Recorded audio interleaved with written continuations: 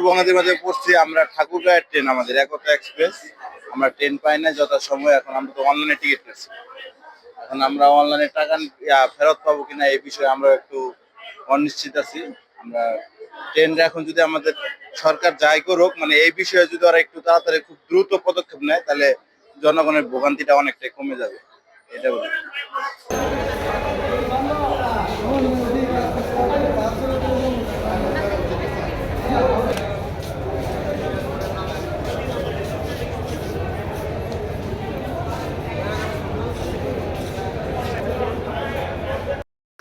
আমরা এটা কমলাপুর জানি, আমরা কিছু জানি না। আমরা তো মিডল ক্লাসের, আমরা তো মিডল স্টেশন, আমরা তো কি করি, আমরা তো দায়িত্ব পালন করতেছি।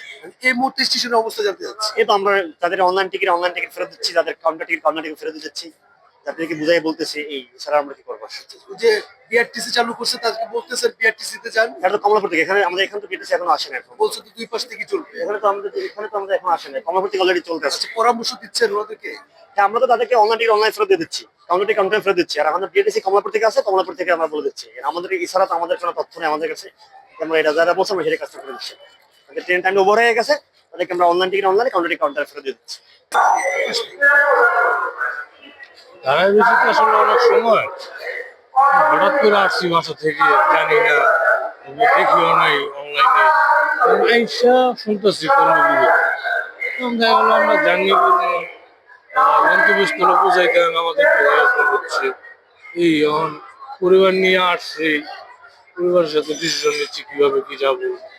অনেক সময় দেখা গেলো পরিবার পাশে করতে পারে না, সমস্যা। এই জন্য আমাদের ট্রেনটা, এই জন্যই আমরা ট্রেন ইউজ করি, যে বাসের সমস্যা হয়, ট্রেনে গেলে আমাদের একটু সুবিধা হয় বাচ্চা কাচ্চা নিয়ে। এখন কখন ছাড়ে, কি করে না করে আল্লাহ। ভাই বুমটা বের করেন, বুম।